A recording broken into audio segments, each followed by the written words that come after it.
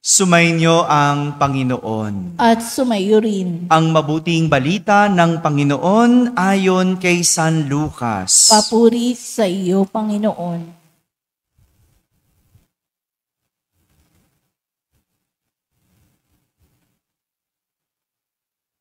Noong panahong iyon, sinabi ni Jesus sa kanyang mga alagad, "Naparito ako upang magdala ng apoy sa lupa at sana'y napagningas na ito.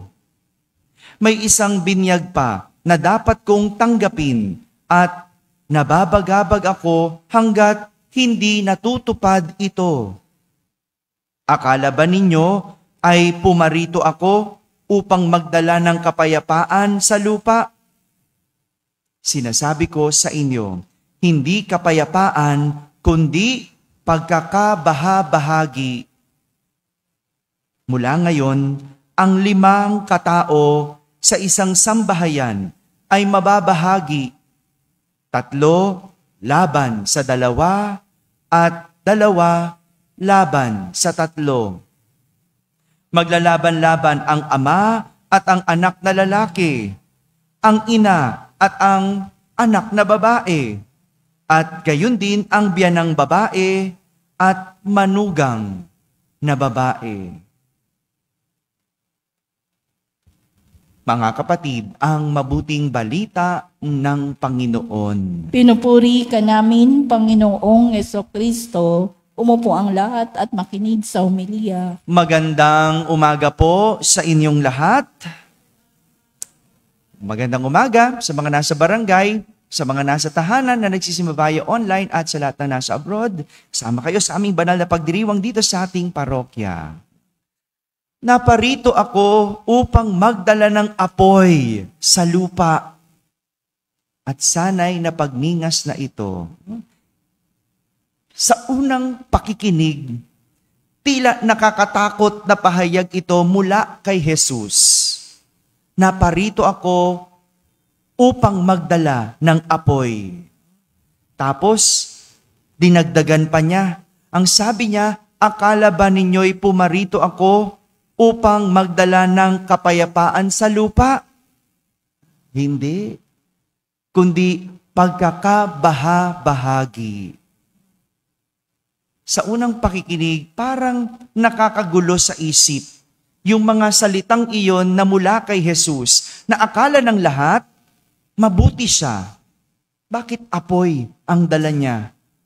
Akala ng lahat, tagapagligtas siya. Pero bakit pagkakabaha-bahagi ang dulot niya? Maganda po, unawain muna natin ang nangyayari noong panahong iyon na sinabi ni Jesus. Huwag muna tayong mag-react. No? Hindi pa natin alam ang pinanggagalingan ni Jesus. Kaya nga, sa simula, lagi ng ebanghelyo, noong panahong iyon. Napansin niyo ba yon?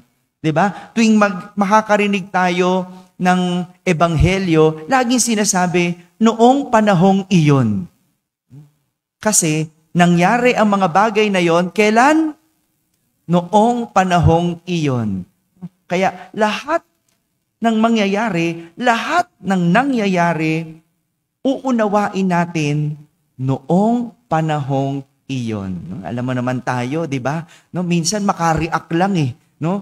Pag nakarinig ng isang pahayag, hindi mo napakinggan. Ano ba nangyari nung panahon na yon? Hello? Tama, di ba? Intayin mo muna, ano ba nangyari? Kung wala ka dun sa pinangyarihan, unawain mo. Dalhin mong sarili mo sa panahon noong nangyari iyon. Unawain natin. Una, nung panahon na yon, nagsisimula na ang mga tao na maniwala at sumunod kay Jesus. Sino ba namang hindi maniniwala kay Jesus? Gumagawa ng milagro, nakakapagpagaling ng mga may sakit, nangangaral at maganda yung pangaral. No? Sino ba namang hindi susunod? No? Dati naman, ang paniniwala ng mga tao, isa lang. Meron silang sinasampalataya ng relihiyon. Pero, nang dumating si Jesus, ayan, unti-unti nang nahahati ang paniniwala. Yung iba, lumilipat na kay Jesus. Kaya nagtatalo-talo ang mga tao at pamilya.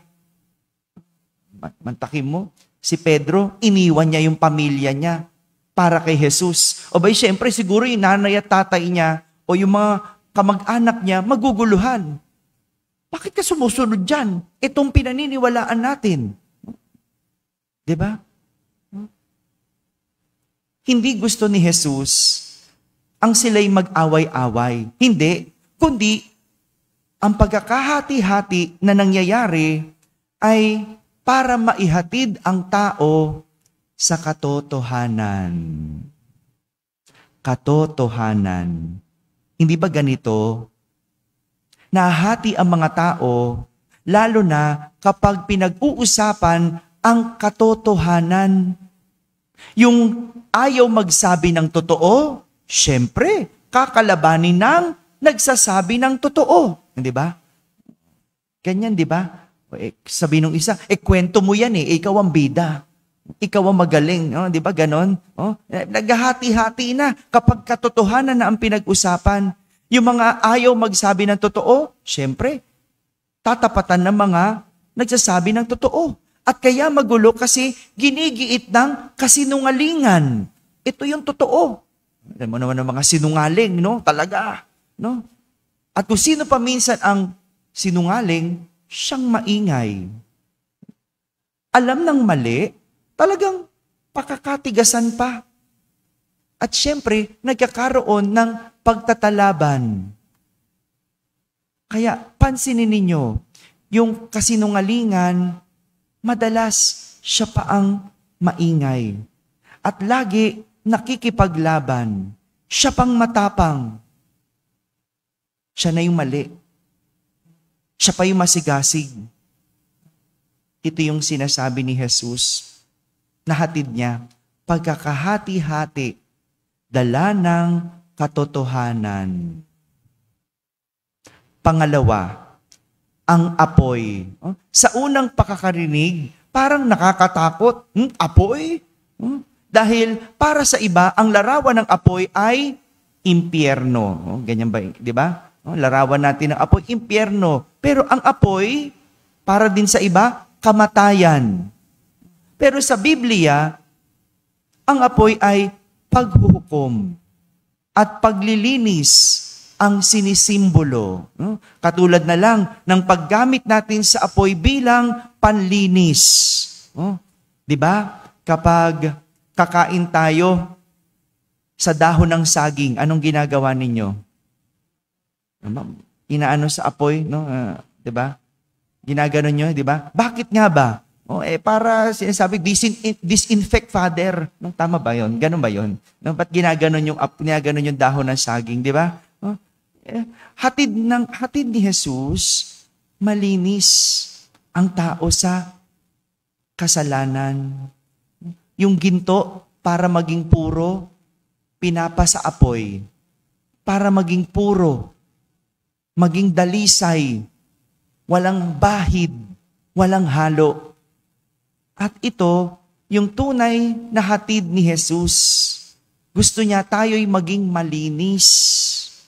Kaya kung dadalhin natin sa pahayag na ito ni Jesus sa ating buhay, hindi nakakatakot yung sinasabi niya.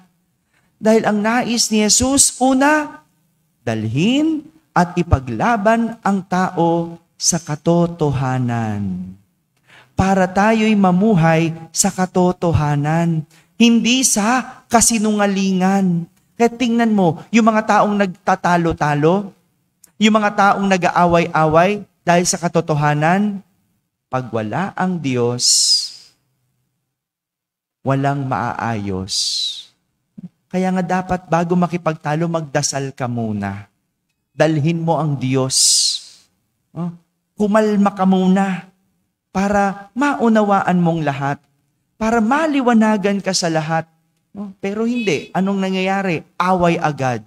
Kaya Kuya Buddy, pag may mga away dyan sa barangay, bago mo pag-ayusin, magdasal kayo. Kasi wala kayong maayos pag walang Diyos. No? Diyan sa dalawang taong nagtatalo na yan, pag wala dyan ang Diyos, talaga, no? Alam mo naman yung mga sinungaling, yan pa yung magagaling. Yan pa yung matatapang. No? Kaya, dalhin ng Diyos sa anumang lugar, anumang sitwasyon na hindi maayos. Pangalawa, ang linisin tayo sa kasalanan na nagpapadumi sa ating katauhan. Iyan ang hatid ni Jesus.